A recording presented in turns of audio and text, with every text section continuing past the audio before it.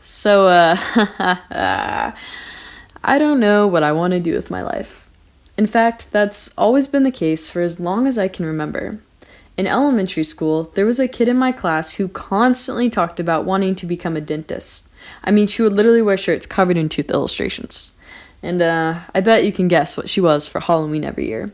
But guess what? She's in dental school now. I guess what I'm saying is that I've never really had any strong passions or a calling in life. Unless if you count, like, eating dessert or petting cats. In college, I would roam the internet for hours, searching for a good future career. My degree was pretty broad and often labeled as useless by others. Psychology.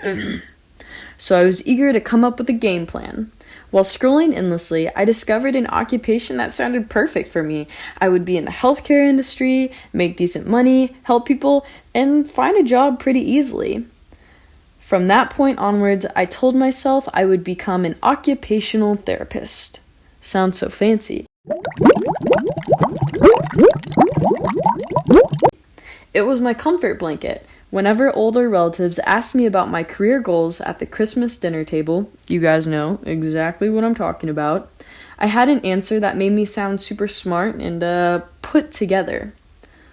Truth is, I barely knew anything about the job. After graduating, I had to prepare for occupational therapy graduate school. I needed a minimum of 40 shadow hours. I still remember how I felt after shadowing for the first time. I was disappointed and confused. I didn't enjoy shadowing, to be honest. I was more interested in asking the therapist about how she got engaged rather than actual therapy techniques. One time, when I was shadowing, I got to watch a 100-year-old woman, that's not an exaggeration, she was legitimately 100 years old, try to push out a log for 45 minutes straight. And that log wasn't logging, I'll tell you that. So maybe I'm not built to be a healthcare worker. I always told myself maybe it was just a bad day, so I shadowed again and again and again, each time in new places and with new people. Every single time I felt the same way, disappointed and confused. I struggled to make any progress on my grad school applications. I stared at the essay prompt over and over. Why do you want to be an occupational therapist? I didn't have an answer.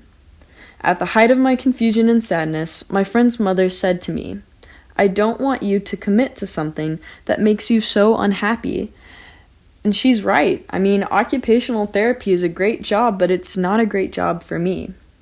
I closed my grad school applications and cried. Oh, that sounds so dramatic, but I did cry actual tears. My comfort blanket was gone. I no longer had any goals or a future. Despite my sadness, I felt a sense of freedom. Last week, I caught up with an old friend I hadn't seen in years. We had the old, so tell me what you've been doing for the past 4 years kind of conversation. She told me she received a full-ride scholarship to Juilliard and that she would be moving to New York the following day. To be honest, I thought that only happened in movies. I told her I had a mental breakdown the week prior and was living in my parents' basement.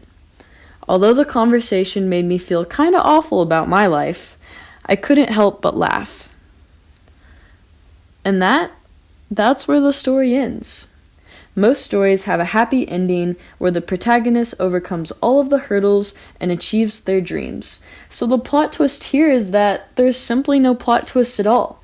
I'm still struggling, I'm still anxious all the time, and I still don't know what I want to do with my life. But maybe that's okay. I would rather be a little unsure of the future than to be committed to something that makes me so unhappy.